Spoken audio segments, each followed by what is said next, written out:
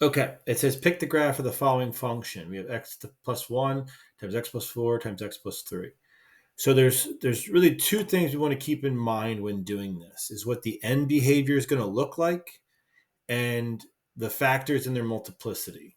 So if I were to FOIL this whole thing out, FOIL these two and then FOIL the x plus 3 times whatever's left, I would get x to the third as my leading coefficient. X to the third plus blah, blah, blah, blah, blah, something after it.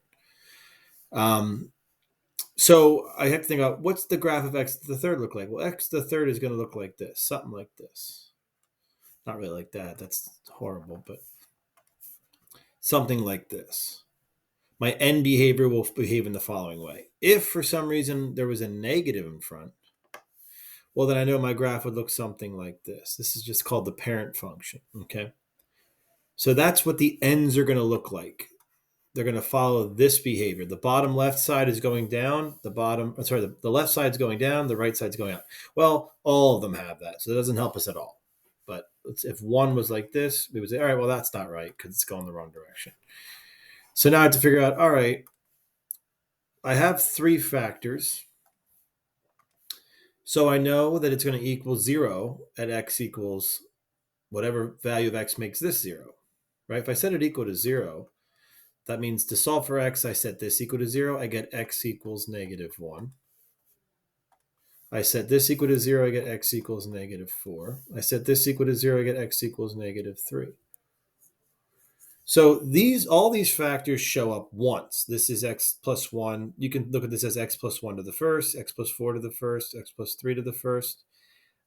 So the number of times this factor shows up is called its multiplicity. And if it shows up an odd number of times, that means that at that value, we cross the x-axis. We cross at x equals -1, we cross at x equals -4, and we cross at x equals -3.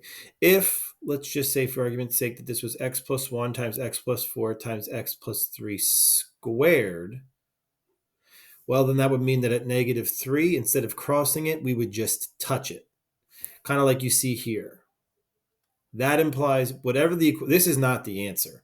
Whatever this equation is, the factor x plus 1 would have a multiplicity of 2 because the graph is touching the x-axis there. Same at -4. There would be a multiplicity of 2 there. So taking all that into consideration, I'm looking for the graph that has this general shape and crosses at -1, -4, and -3. -4, -3, and -1. So my answer is going to be this graph.